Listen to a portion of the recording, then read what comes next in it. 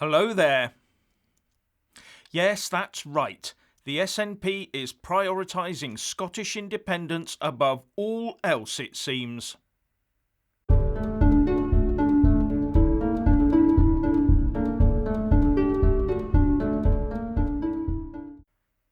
Firstly, please subscribe and like this video to give my channel a boost. And I'm always uploading new content, so please do check back daily.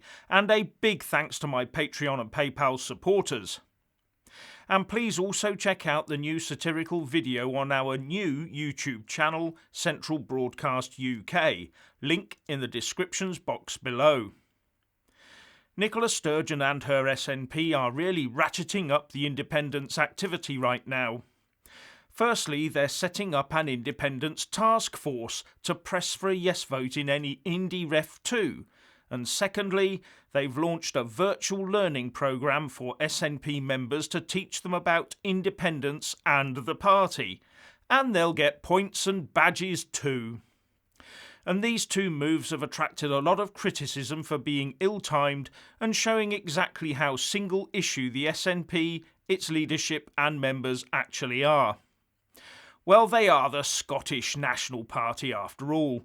It says what it is on the tin, in much the same way that the Brexit Party was what it said on the tin before it changed its name to Reform UK.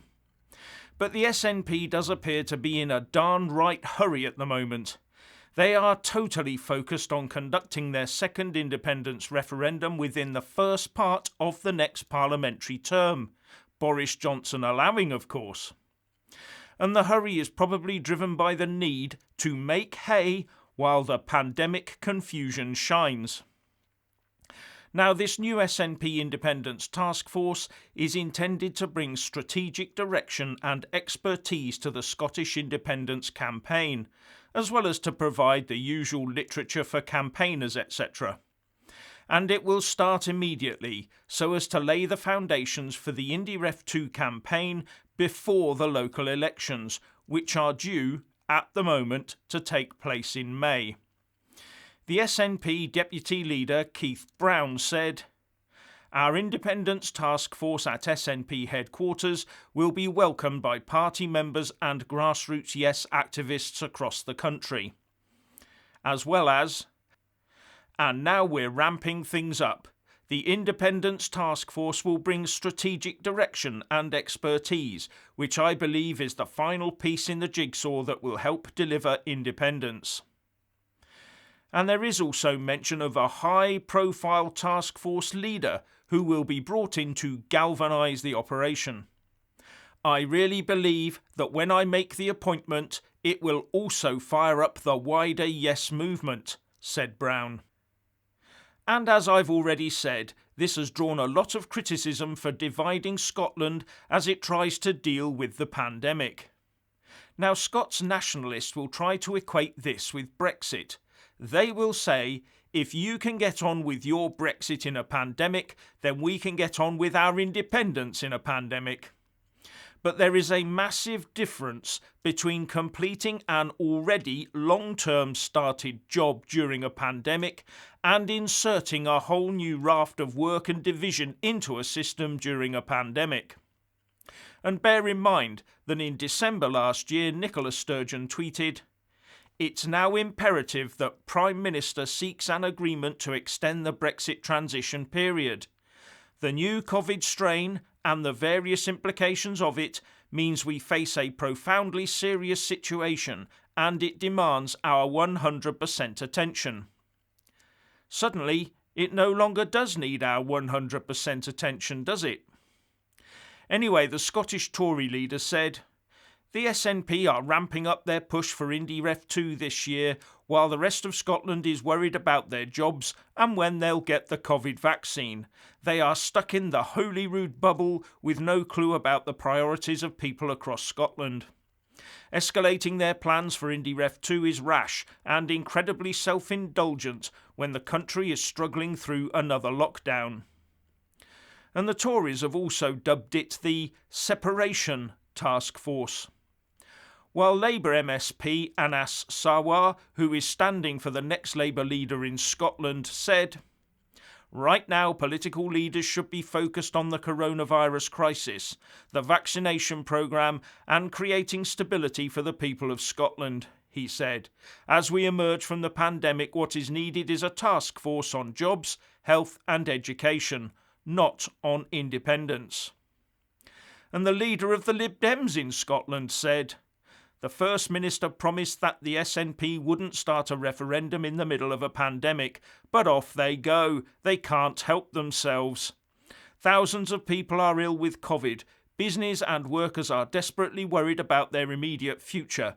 Despite the promises of the First Minister in the Scottish Parliament, nationalists will always put their own interests first. Liberal Democrats will put recovery first." But interestingly, the Herald Scotland reports the following. In 2017, the party raised £482,000 through the ref.scot website, launched after Ms Sturgeon said she wanted to hold an Indie Ref 2 in response to Brexit. Money the party said would be ring-fenced for a second independence referendum. The SNP said at the time, "The funding that was raised during the period of the ref.scot crowdfunder will only be used for the specific purpose of a referendum campaign. In that regard, the money is earmarked." However, the SNP's latest accounts for 2019 contained no reference to a ring-fenced Indie Ref 2 fund, and the party had total funds of £271,916, of which £96,854 was cash. Wonder where that fund is then? Now on to this virtual learning platform to educate Scots about independence and the SNP. This also seems to have attracted much criticism, with some calling it brainwashing or an independence college. And the Scottish Tory education spokesman Jamie Green called it a vanity project and said it was beyond ironic to see the SNP set up their own college when they've spent their time in charge decimating thousands of college places across Scotland. But we do have to remember it is aimed at SNP members and supporters, so one supposes it is their choice. It's not like it will be forced down the throats of Scots voters, except by proxy via the media and campaigners and social media, etc. Wonder if Sturgeon will be taking a leaf out of David Cameron's book and sending a government leaflet to every house. Some have called this a sort of Marxist political college run by Kim Jong Nicola or Moutzy Nick. You can imagine senior party activists calling out members and supporters for not completing this week's set of required learning.